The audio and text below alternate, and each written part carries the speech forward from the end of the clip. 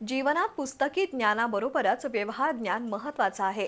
विद्यार्थ्यांना प्रत्यक्ष बाजार व्यवहाराची ओळख व्हावी, रुपये पैसे यांची मोड त्यांची व्यवहारातील सांगड विद्यार्थ्यांना घालता यावी या हेतून गगनबावडा तालुक्यातील निवडे इथल्या शाळेनं दत्त मंदिराच्या प्रांगणात आठवडी बाजार भरवला।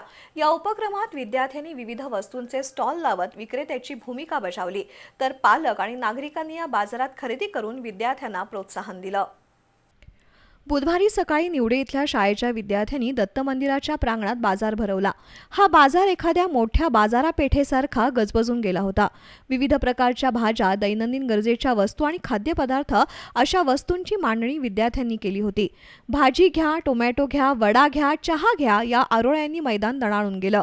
विद्यार्थ्यांचा उत्साह, ग्राहकांशी संवाद साधण्याची धडपड आणि विक्रीचा अनुभव पाहून उपस्थित ग्रामस्थ भारावून गेले।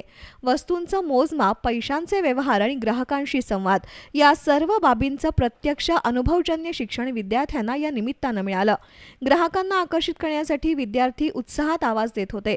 हा उपक्रम यशस्वी करण्यासाठी शिक्षक, पालक यांनी विशेष परिश्रम घेतले। यावेळी पंचायत समिती सदस्य अमर कांबळे यांनी या बाजाराचं उद्घाटन केलं।